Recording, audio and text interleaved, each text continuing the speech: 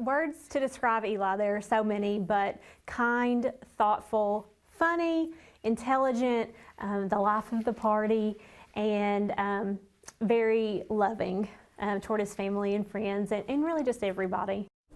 It has been nearly 1 year since a young boy died in a freak accident in Corbin. March 20th, 2023, Eli Hill was playing basketball at his home in his front yard when he looked to get something to stand on. The backboard came off the basketball pole and fell on him. And while he was taken far too soon, his family is making sure that his memory lives on. As WKYT's Julia Sandor shows us, they'll be celebrating his life this week. We always knew that he was special.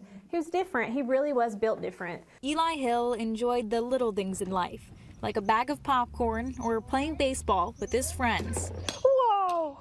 He has lots of things that have been made in his honor, and every time something new comes along that Eli is honored in, it's like just for a second I want to text him and say, "You're not going to believe this." His mom, Ashley Hill, says there aren't enough words to encapsulate the type of person Eli was. And so when I see or hear about things he's done, or people share things with me, it makes me just so proud, obviously.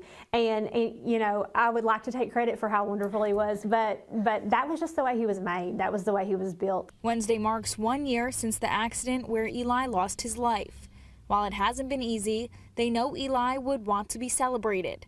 And what better way to celebrate than with his favorite snack? So we're asking people to eat popcorn that day, and if they will take a picture, maybe it's you enjoying it by yourself or with a friend or family.